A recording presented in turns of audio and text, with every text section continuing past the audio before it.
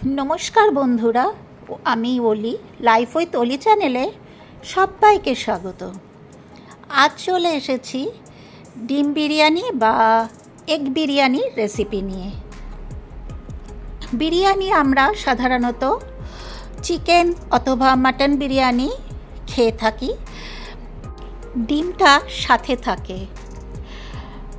বর্তমানে আমাদের সকলের বাড়িতেই ডিমটা অ্যাভেলেবেল থাকে, কাজেই খুব সহজভাবে এই এগ বিরিয়ানি আমি বানিয়ে নিতে পারি। ওয়ান পট মিল হিসাবে আপনারা এই এগ বিরিয়ানি লাঞ্চে বা ডিনারে খেতে পারেন। আসুন দেখে নেওয়া যাক আমার আজকের এই খুবই সহজ এবং সুস্বাদু ডিম বিরিয়ানির রেসিপি।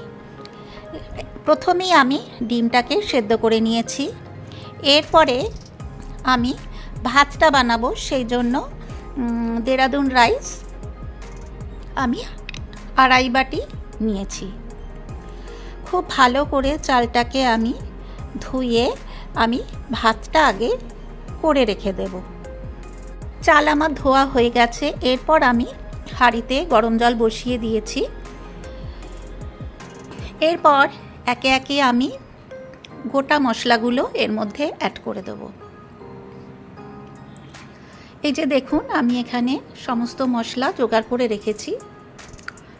সবার প্রথমেই আমি শামরিচ 7-8টা দিয়ে দিলাম, জয়িত্রী দিয়ে দিলাম, দারচিনি দিয়ে দিলাম, লবঙ্গ 7-8টা, শামরিচ কিছুটা পরিমাণ, আর এলাচ। এরপরে আমি চালটাকেও অ্যাড করে দিলাম। এলাচটা আমি শেষে দিলাম। এরপর 1 টিস্পুন হোয়াইট অয়েল অ্যাড করলাম, আর ভিনিগার অ্যাড করলাম 2 ছিপি। এরপর আমি ভাতটাকে ফুটিয়ে নেব।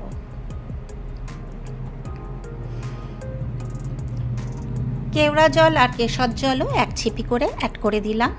এতে ভাতের ফ্লেভারটা বেশ সুন্দর হবে।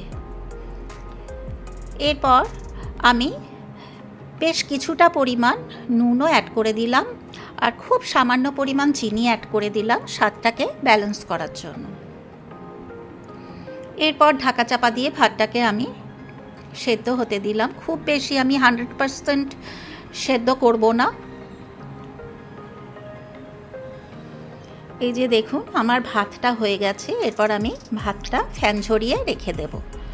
এদিকে একটা কড়াই বসিয়ে দিয়েছি। কড়াইতে আমি হোয়াইট অয়েল অ্যাড করে নিলাম, কারণ প্রথমে আমাকে পেঁয়াজটা বেরেস্তা করে নিতে হবে। পেঁয়াজ বেরেস্তাটা আমি করে নিচ্ছি। 2টো মিডিয়াম সাইজের পেঁয়াজ আমি কুচি করে কেটে রেখেছিলাম, সেটাকে আমি তেল গরম হতে অ্যাড করে দিলাম। এরপর পেঁয়াজটাকে খুব ভালোভাবে নাড়াচাড়া করে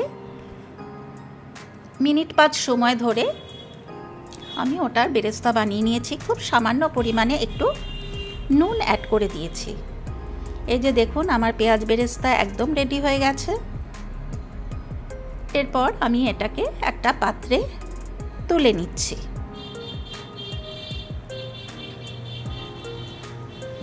এই যে দেখুন, আমি পাত্রে তুলে নিয়েছি। এরপর ওই একই কড়াইতে আমি ওই পেঁয়াজ বেরেস্তার ভাজা তেলে কয়েক টুকরো আলু ভেজে তুলে নেব। যে কোনো বিরিয়ানিতে কিন্তু আমরা আলুটা সবাই পছন্দ করে থাকি।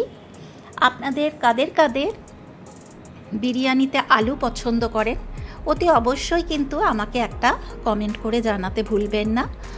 আলুটাকে আমি খুব সামান্য পরিমাণে নুন আর হলুদ দিয়ে ফ্রাই করে নিলাম। এরপর আলুটা আমার ভাজা হয়ে গেছে, তুলে নিলাম। এই যে দেখুন, এরপর আমি যেটার মধ্যে বিরিয়ানিটা বানাবো সেটার মধ্যে খুব সামান্য পরিমাণে হোয়াইট অয়েল ইউজ করলাম। আমি হোয়াইট অয়েলেই এই বিরিয়ানিটা বানাবো।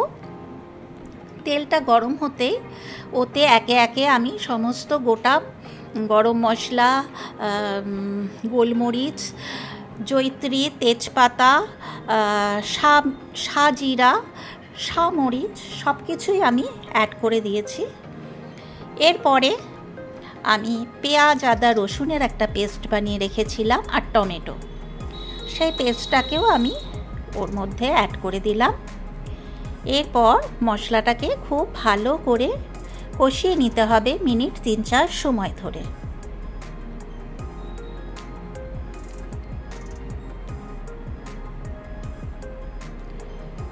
ততক্ষণ পর্যন্ত মশলাটা কষতে হবে যতক্ষণ পর্যন্ত না মশলার কাঁচা গন্ধ চলে যাচ্ছে।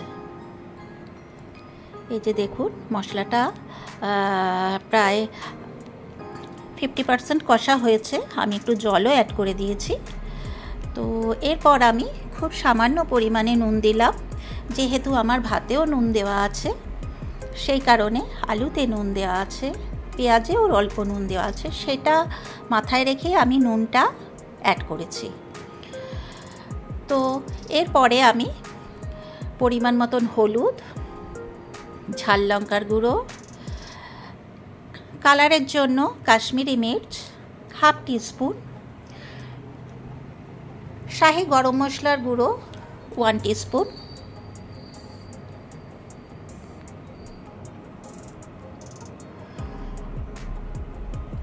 গোলমরিচের গুঁড়ো 1 টিস্পুন অ্যাড করে আমি সমস্ত মশলা খুব ভালো করে কষিয়ে নেব মিনিট 3-4 সময় ধরে।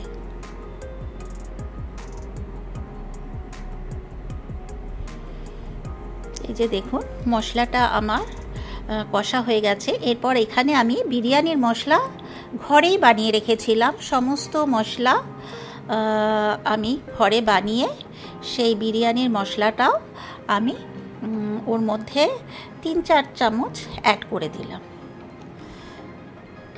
দিয়ে আবারও কষিয়ে নিচ্ছি মশলাটাকে খুব ভালো করে। যে দেখুন মশলার গা থেকে তেল ছেড়ে এসছে।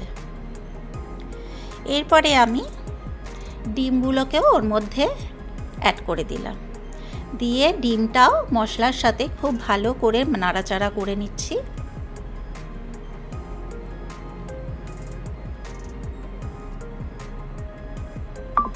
ওই মশলাটা এরপর আমি পেঁয়াজ বেরেস্তাটাও দিয়ে দিলাম কিছুটা পরিমাণে, পুরোটা আমি দিইনি, খুব সামান্য পরিমাণে দিয়েছি, আর একটু জলও অ্যাড করে দিলাম।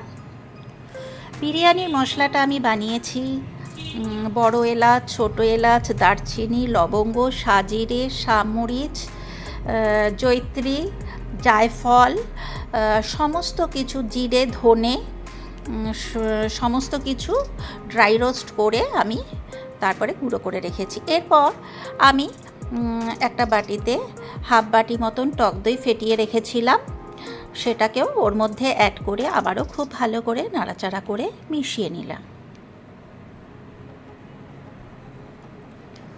খুব সামান্য পরিমাণে একটু চিনি অ্যাড করলাম স্বাদটাকে ব্যালেন্স করার জন্য, আপনাদের অপছন্দের হলে ওটাকে অ্যাভয়েড করতে পারেন।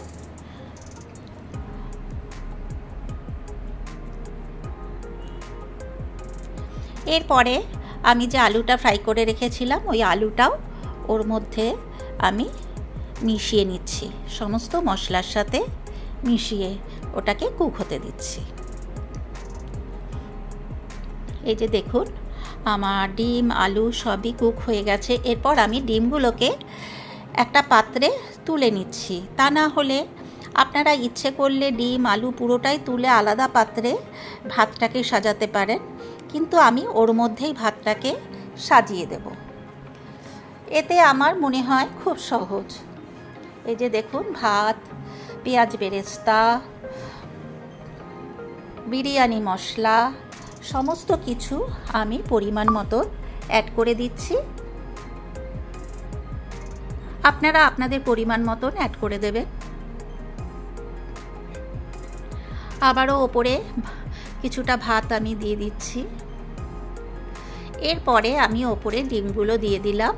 ডিমগুলো তলায় দিলে যেহেতু নরম ভেঙে যেতে পারে সেই কারণেই আমি ডিমটা তলায় দিইনি। আবারও বিরিয়ানি মশলা ছড়িয়ে দিলাম, একে একে সমস্ত কিছু ওর মধ্যে অ্যাড করব। পেঁয়াজ বেরেস্তা দিয়ে দিলাম। এরপরে আমি 2 কাপ মতো যে ভাতটা আমি সমস্ত মশলা দিয়ে করেছিলাম সেটাকেই আমি অ্যাড করে দিলাম। আর একটা কাপের মধ্যে 1 ছিপি কেওড়া জল, 1 ছিপি রোজ ওয়াটার আর 3-4 ফোঁটা